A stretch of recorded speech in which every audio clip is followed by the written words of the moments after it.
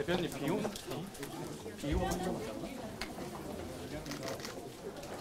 잠깐만요. 물좀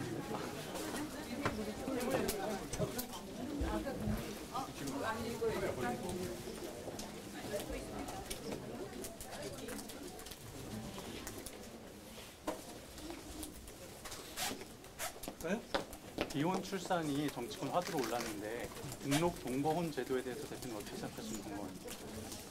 일단 그게 모 배우에 관한 얘기인데요. 근데 그 배우 사례는 등록혼이나 등록혼 제도하고는 관계 없는 사례이긴 해요. 그런데 어떤 가족 제도를 새로 도입할 때는 굉장히 신중해야 되고 사회적 공감대가 필요합니다. 왜냐하면 사회 여건에 따라서 굉장히 달라지거든요. 등록혼 제도 유사한 제도가 도입되는 프랑스 같은 경우는 원래 결혼 대체하는 그런 이 동거 제도가 굉장히 널리 퍼져 있던 나라고, 게다가 거기로 그 결혼 외에 출산 자체가 굉장히 많았던 나라예요. 우리나라는 지금 통계적으로 볼 때 비혼 출산 자체가 그렇게 많지가 않습니다.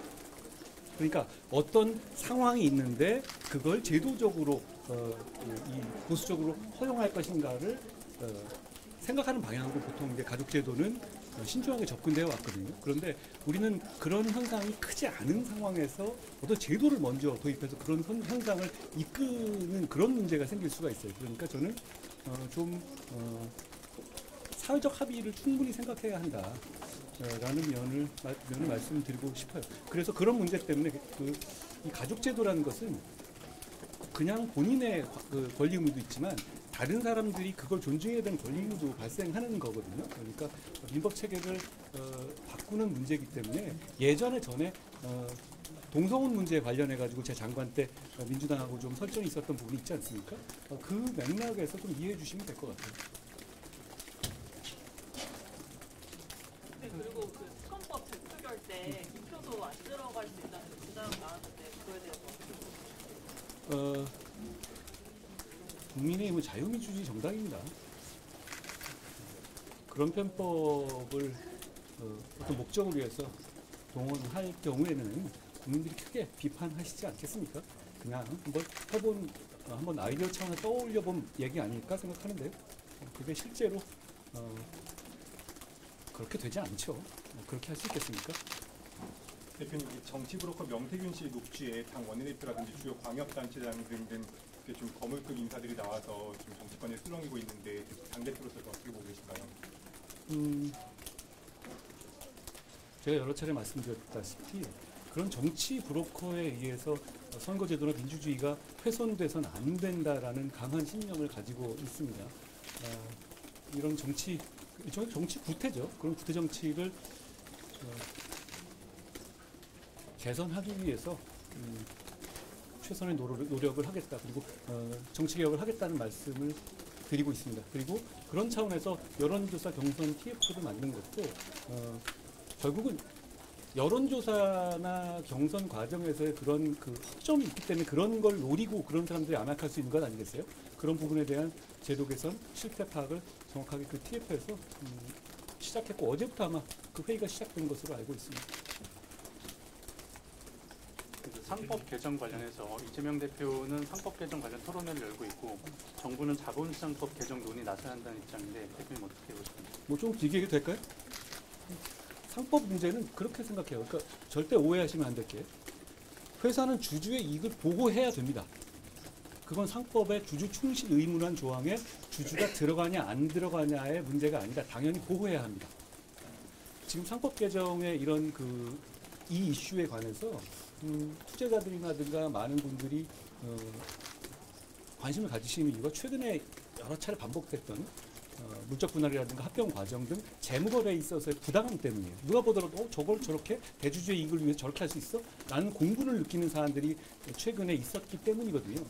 그 부분에 대해서 그 부분을 막는 제도적 개선은 반드시 필요합니다.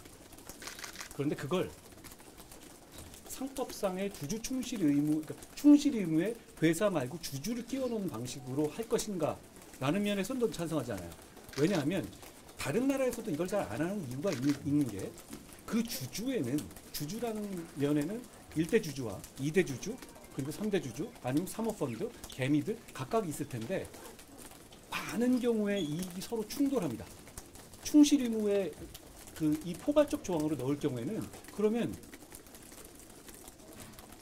어떤 주주의 이익을 말하는 것이냐라 가지고 해석상에 큰 논란이 생길 수밖에 없어요. 그리고 결과적으로는 대법원의 판례로 안착은 될 수 있겠죠. 그렇지만 그거 꽤 오래 걸릴 겁니다. 10여 년 이상 걸릴 거예요. 그동안의 혼란, 지금의 경제의 상황들 감안할 때 그걸 과연 감내할 필요가 있느냐라는 생각이 들고요.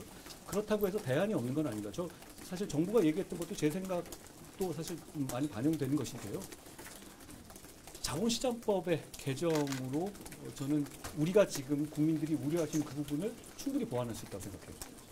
좀 길게 말씀드리자면 이런 일이 벌어졌던 거예요. 제가 과거에 이런 대기업 관련해서 배임 사건들을 전문으로 하는 일을 했었던 건 알고 계시죠?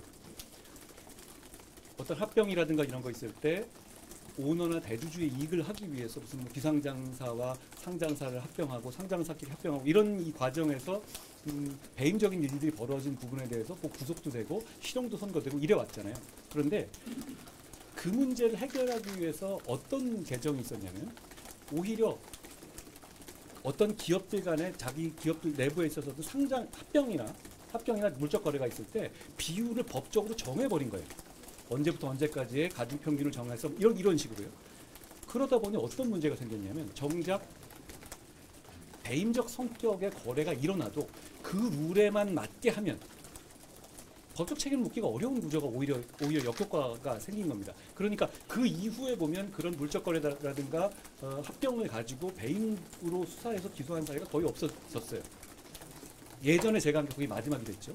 그런데 그게 오히려 부당한 거래를 촉진시켜 왔다라는 비판이 있었습니다. 그러니까 좀 더 우리는 디테일에 집중할 필요가 있다는 것이죠. 그러니까 자본시장에서 자본시장법 규정하고 있었던 그런 일률적인 재무거래에 있어서 기준을 오히려 없애버리고 대신 자본시장법에서 합병 등 그러니까 재무거래를 말하는 겁니다.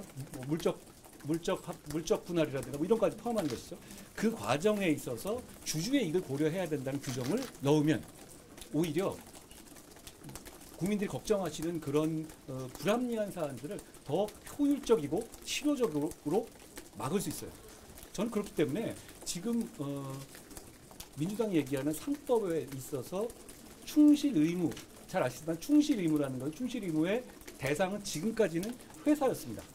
그런데 거기에 주주를 추가하는 방식으로 가서 혼란을 가중시키고 이렇게 되면 어떻게 되냐면 그 조항이 들어감으로써 여러 가지 모험적인 민사소송과 모험적인 기소가 남발될 가능성이 대단히 높다고 저는 생각해요. 제가 그 일을 해봤기 때문에 제가 그 일을 알겠어요. 왜냐하면 그 조항이 있으면 일하기 너무 쉬울 거예요, 검사들이.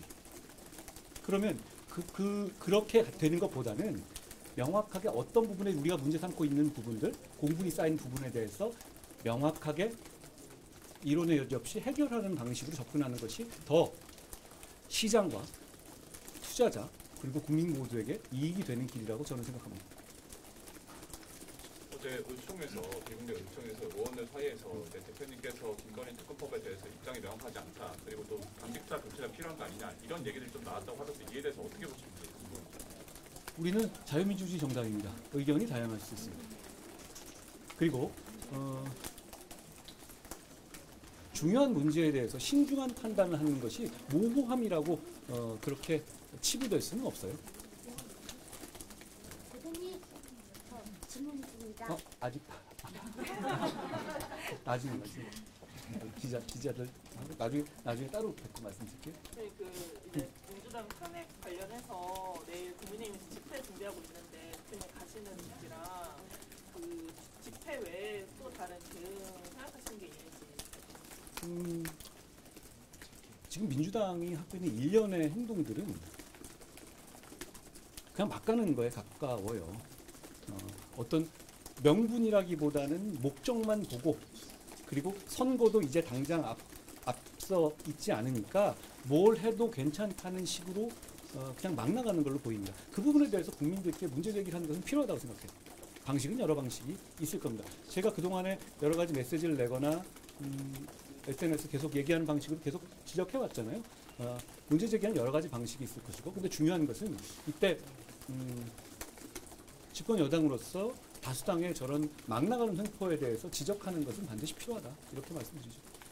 교수님, 오늘 여성 정책 많이 강조하셨는데 정부 여당 여성 정책론의 쟁점이 결국 여성가족부 존폐 여부로 알고 있습니다. 윤석열 대통령은 여전히 여성가족부 장관 임명하지 않고 있고 당내에서도 폐지 법안 계속 발의하고 있는데 관련해서 당 지도부나 대표님 개인 생각 좀 듣고 싶습니다. 어떤 부서를 없앤다는 것이 기능을 없앤다는 뜻은 아닙니다. 저는 우리 정부가 출범할 때 여성가족부의 폐지를 걸었던 것은 오히려 효율적으로 여성정책, 가족정책을 제대로 하겠다는 생각이지, 그 임무 자체가 폄하해서라고는 절대로 생각하지 않아요. 오히려 이렇게 부서로 나눴을 때보다 일반적인 부서에서 모두 중시하는 업무로 여성과 가족 업무를 다루는 것이 더 지금 시점에서는 효율적이고 더 나은 것이다 라는 생각에서 저는 했다고 생각합니다. 다만 여성가족부의 존폐 문제는 총선 결과 다수당의 동의가 없이는 진행되기가 어려운 면이 있는 겁니다. 그렇다고 해서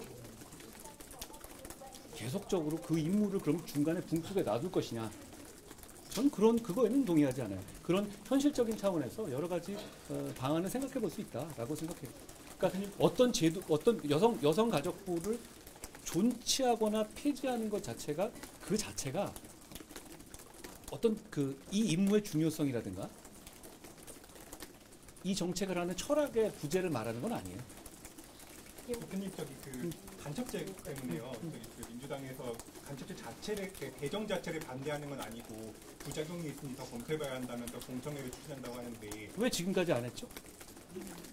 지금까지 굉장히 오랫동안 얘기됐던 거잖아요. 그렇지 않습니까? 자, 제가 페북에도 썼다시피 제가 제일 처음에 이 문제를 제기했을 때 민주당의 반응은 뭐였죠? 제가 거짓말한다는 거 아니었어요? 자기들은 반대한 적 없다. 그런데 가만히 보면 반대해 왔었어요.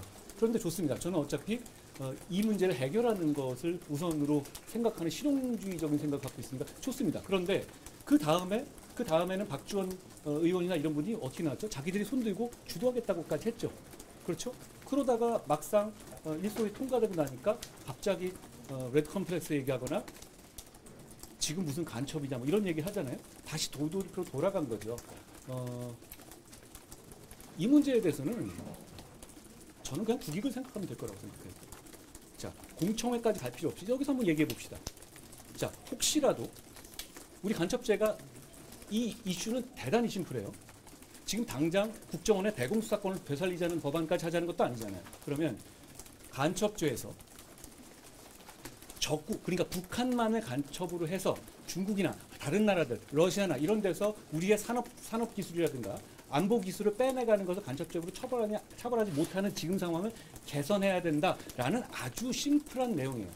여기에 반박하는 내용이 있으시면 이건 공청회까지 갈 문제도 아닙니다. 이거 금투세도 아니고 가상자산에 대한 과세 문제도 아니거든요.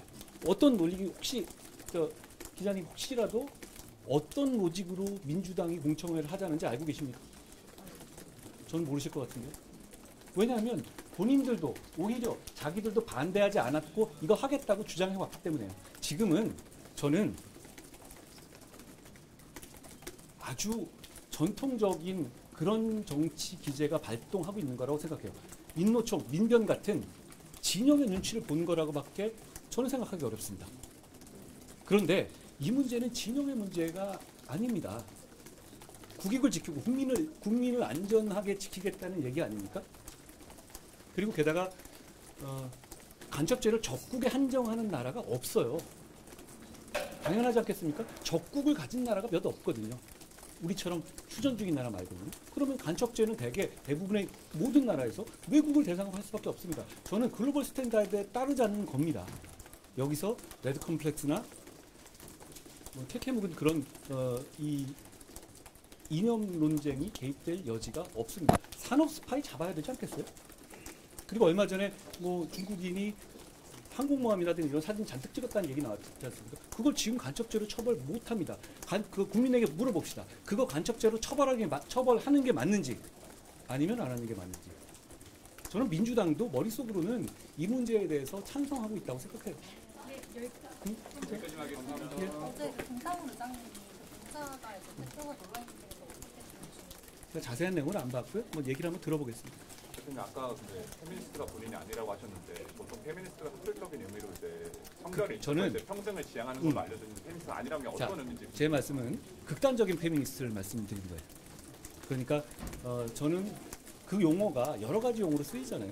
저는 극단적인 페미니스트로서 그거를 내세우면서 그런 입장에 반대한다는 뜻이고요. 아까 제가 안에서 연설했다시피 저는 기본적으로 여성의 삶이 증진되어 삶이 개선되어야 하고 그리고 양성 평등이 반드시 이루어져야 한다고 생각해요. 그리고 그 과정에서 정치가 할 수 있는 모든 것을 우선순위에 두고 해야 한다라고 생각합니다. 이걸 페미니스트라고 말한다면 맞을지도 모르겠어요. 그런데 그게 아니라 어떤 그런 이 극단적인 페미니즘을 기준으로 어떤 정책을 판단하고 이런 차원에서 이런 기준으로 본다면 저는 페미니스트가 아니라 이런 말씀을 드립니다. 그리고 지금 경찰이 명태균 씨 이제 기소할 거라는 전망이 나오는데 수사의 범위가 국민의힘 지금 현재 의원님들이나 대통령 부부까지 갈 수 있다는 가능성이 나오는데 이거에 대해서 명태균 씨 사안에 대해서 많은 국민들이 여러 가지로 놀라고 실망하시는 부분도 있으실 겁니다. 수사 과정을 지켜보겠습니다. 제가 속단하지 않겠습니다. 그리고 마지막으로 국민의힘이 이제 최상병 국정조사에 대해 참여한다고 하는데 대표님께서 약속하셨던 최상병 특검 발의는 언제쯤 이루어지는 건지 정치 일정 같은 경우는 어떻게 개인의 마음대로 될 수 있는 부분은 아니잖아요. 그러니까 지금 여러 가지 정치 일정의 상황을 보겠다 이런 말씀 드릴게요. 예, 여기까지만 하겠습니다. 더 있으셔도 더 하셔도 되는데. 이쪽으로 더 저희가 지금 모셔야 될 것 같아요. 더 없으시죠? 페미니즘에서 제가 일반적으로 그냥 남녀 평등이라든가 양성 평등에 반대한다는 뜻은 전혀 아닙니다. 무슨 뜻인지 아시겠죠? 예. 대표님 힘내세요. 화이팅! 화이팅! 한동훈 여성 정치 아카데미 열으셨잖아요. 대표님이 추진하는 여성 정치 아카데미라는 것은 여성 정책이라는 것은 여성 차별 대시하다 폭정이라고 우리 정치는 결국 국민이 잘 사는 거고요. 그리고 조화롭게 잘 사는 것을 모두 잘 사는 것을 추구하는 겁니다. 이걸 넘어서서 말씀드리기에는 너무 좀 광범위한 말씀이에요. 와주셔서 너무 고맙습니다. 화이팅! 화이팅! 화이팅!